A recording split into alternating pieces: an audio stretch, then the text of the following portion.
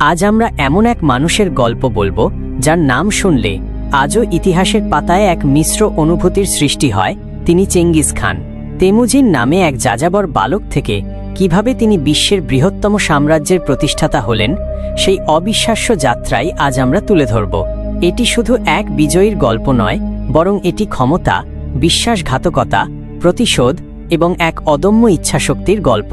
12 শতকের মধ্যভাগে মঙ্গোলিয়ার বিস্তীর্ণ তৃণভূমিতে বিভিন্ন যাযাবর উপজাতি নিজেদের মধ্যে রক্তক্ষয়ী সংগ্রামে লিপ্ত ছিল। এই উপজাতিদের মধ্যে একটি ছোট দলের নেতা ছিলেন ইয়েশুগেই। তার প্রথম পুত্র তেমুজিন 1162 সালে জন্মগ্রহণ করেন। শৈশব থেকেই তার জীবন ছিল কঠিন ও অনিশ্চয়তায় ভরা। যখন তার বয়স মাত্র 9 বছর, তখন তার বাবাকে বিষ প্রয়োগ করে হত্যা করা হয়। এরপর তার পরিবারকে নিজেদের উপজাতি থেকে বিতাড়িত করা হয়। ছোট্ট তেমুজিন তার মা এবং ভাই বোনদের নিয়ে একাকী, ক্ষুধার্ত এবং প্রতিকূল পরিবেশে বেঁচে থাকার জন্য লড়াই শুরু করে। এই সময়ে সে প্রকৃতিকে এবং টিকে থাকার কৌশলকে গভীরভাবে উপলব্ধি করে। এই প্রতিকূলতার মধ্যে তার জীবনের প্রথম বড় আঘাত আসে যখন তার স্ত্রীকে মেরকিত উপজাতিরা অপহরণ করে নিয়ে যায়। এই ঘটনা তেমুজিনের ভেতরের প্রতিশোধের আগুন জ্বালিয়ে দেয়। বন্ধুদের ও বিশ্বস্ত অনুচরদের নিয়ে সে তার স্ত্রীকে উদ্ধার করে, যা তার সামরিক জীবনের প্রথম বড় সাফল্য ছিল। এই ঘটনা তাকে শেখায় যে উপজাতিগত বিভেদ ভুলে ঐক্যবদ্ধ হওয়া কতটা জরুরি। এই সময় থেকে তিনি তার নিজের একটি অনুগত বাহিনী গঠন করতে শুরু করেন। তেমুজিন বুঝতে পেরেছিলেন যে বিক্ষিপ্ত মঙ্গোলীয় উপজাতিগুলো নিজেদের মধ্যে লড়াই করে শুধু দুর্বলই হচ্ছে।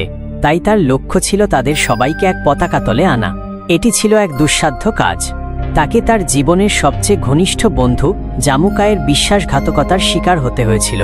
জামুকা তার ক্ষমতার প্রতি ঈর্ষান্বিত হয়ে তার বিরুদ্ধে যুদ্ধ ঘোষণা করে, কিন্তু তেমুজিন তার কৌশল এবং সামরিক বুদ্ধিমত্তা দিয়ে জামুকার বাহিনীকে পরাজিত করেন। এরপর তিনি তার অনুগতদের সাথে এমন এক সম্পর্ক তৈরি করেন যা রক্ত বা বংশের চেয়েও শক্তিশালী ছিল। তিনি তাদের যোগ্যতা অনুযায়ী পদমর্যাদা দিতেন, যা সেই সময়ের যাযাবর সমাজে সম্পূর্ণ নতুন একটি ধারণা ছিল। 1206 সালে বিভিন্ন মঙ্গোলীয় উপজাতিদের এক বিশাল কুরুলতায় বা সমাবেশে তেমুজিনকে মঙ্গোলদের সর্বাধিনায়ক হিসেবে ঘোষণা করা হয় এবং তাকে চেঙ্গিস খান উপাধি দেওয়া হয়। এর অর্থ ছিল বিশ্বের সর্বময় শাসক। এটি কেবল একটি নতুন নাম ছিল না, এটি ছিল একটি নতুন জাতির, একটি নতুন স্বপ্নের সূচনা। তিনি একটি লিখিত আইন ইয়াসা প্রণয়ন করেন এবং একটি শক্তিশালী সামরিক কাঠামো তৈরি করেন যা তার সাম্রাজ্যের ভিত্তি স্থাপন করে। চেঙ্গিস খান তার নতুন একীভূত মঙ্গোলীয় বাহিনীকে নিয়ে বিশ্ববিজয়ে বেরিয়ে পড়েন। তার প্রথম লক্ষ্য ছিল চীনের জিন সাম্রাজ্য। জিন সাম্রাজ্য সেই সময় বিশ্বের অন্যতম শক্তিশালী রাষ্ট্র ছিল, কিন্তু চেঙ্গিস খানের গতিশীল অশ্বারোহী বাহিনী এবং আধুনিক সামরিক কৌশল তাদের জন্য এক নতুন চ্যালেঞ্জ হয়ে দাঁড়ায়। মঙ্গোলরা দ্রুত গতিতে আক্রমণ করত এবং প্রতিপক্ষকে হতবুদ্ধি করে দিত। তাদের সবচেয়ে বড় শক্তি ছিল শৃঙ্খলা, দ্রুত চলাচল এবং যুদ্ধের ময়দানে কঠোর নিয়মানুবর্তিতা। চীনের পর তার মনোযোগ আসে পশ্চিম দিকে। তিনি খোয়ারেজমিয়ান সাম্রাজ্যের বিরুদ্ধে যুদ্ধ ঘোষণা করেন।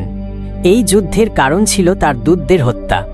এই সাম্রাজ্যের শাসকদের কাছে এটি ছিল এক মারাত্মক ভুল, যার ফলস্বরূপ চেঙ্গিস খান তার সামরিক শক্তির চরম রূপ প্রদর্শন করেন। তার বাহিনী বুখারা, সমরকন্দ এবং অন্যান্য সমৃদ্ধ শহর ধ্বংস করে দেয়। এই জয়গুলো তাকে মধ্য এশিয়া, পারস্য এবং এমনকি ইউরোপের দ্বার প্রান্তে নিয়ে আসে। তার সামরিক সাফল্যের পেছনে ছিল কিছু অনন্য কৌশল। তিনি শত্রুদের মনস্তাত্ত্বিকভাবে দুর্বল করে দিতেন, গুপ্তচর ব্যবহার করতেন এবং সামরিক আক্রমণের আগে শত্রুদের মধ্যে বিভেদ সৃষ্টি করতেন। তার বাহিনীতে একটি কঠোর শৃঙ্খলা ছিল। কোনো সৈনিক যদি যুদ্ধে পিছু হটত, তাহলে তাকে মৃত্যুদণ্ড দেওয়া হতো। তিনি তার বিজিত অঞ্চলগুলোতে ধর্মীয় স্বাধীনতা এবং বাণিজ্যিক পথগুলোর নিরাপত্তা নিশ্চিত করেছিলেন, যা তার শাসনের একটি গুরুত্বপূর্ণ দিক ছিল। চেঙ্গিস খান কেবল একজন দিগ্বিজয়ী শাসক ছিলেন না, তিনি ছিলেন একজন দক্ষ সংগঠক। তার সাম্রাজ্য ছিল বিশাল এবং এর শাসন ব্যবস্থা ছিল অত্যন্ত সুশৃঙ্খল। তিনি নতুন নতুন বাণিজ্যিক পথ তৈরি করেছিলেন, যা সিল্ক রোডকে আরও নিরাপদ ও উন্মুক্ত করে তোলে। এই পথ দিয়ে কেবল পণ্য নয়, বরং সংস্কৃতি, প্রযুক্তি এবং জ্ঞানও বিনিময় হতো। তার মৃত্যুর পর তার সাম্রাজ্য তার 4 পুত্রের মধ্যে বিভক্ত হয়, কিন্তু তার বংশধররা এই সাম্রাজ্যকে আরও প্রসারিত করে। তার নাতি কুবলাই খান চীনের ইউয়ান রাজবংশ প্রতিষ্ঠা করেন। 1227 সালে চেঙ্গিস খান মৃত্যুবরণ করেন। তার মৃত্যুর কারণ আজও রহস্যে ঘেরা। তাকে এমন এক স্থানে কবর দেওয়া হয়েছিল যা আজও কেউ খুঁজে বের করতে পারেনি। এটি ছিল তার শেষ ইচ্ছা, যেন তার কবরের স্থান কেউ জানতে না পারে।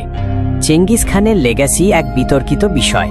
একদিকে তিনি ছিলেন ধ্বংসের প্রতিমূর্তি, যার আক্রমণে লক্ষ লক্ষ মানুষ প্রাণ হারিয়েছিল এবং অসংখ্য শহর ধ্বংস হয়েছিল। অন্যদিকে তিনি ছিলেন একজন দূরদর্শী নেতা, যিনি বিক্ষিপ্ত মঙ্গোলীয় উপজাতিগুলোকে একত্রিত করে এক শক্তিশালী জাতিতে পরিণত করেছিলেন। তিনি বিশ্বের ইতিহাসের গতিপথ পরিবর্তন করেছিলেন। তার সাম্রাজ্যই প্রথম এমন এক শাসন ব্যবস্থা তৈরি করেছিল যা পূর্ব এবং পশ্চিমকে সরাসরি সংযুক্ত করেছিল। তার জীবন থেকে আমরা শিখতে পারি যে একজন মানুষের অদম্য ইচ্ছা এবং দূরদর্শিতা কিভাবে একটি পুরো জাতির ভাগ্য পরিবর্তন করতে পারে। ভিডিওটি শেষ পর্যন্ত দেখার জন্য ধন্যবাদ। ভিডিওটি ভালো লাগলে লাইক দিন এবং নতুন ভিডিওর আপডেট পেতে চ্যানেলটি সাবস্ক্রাইব করে রাখুন।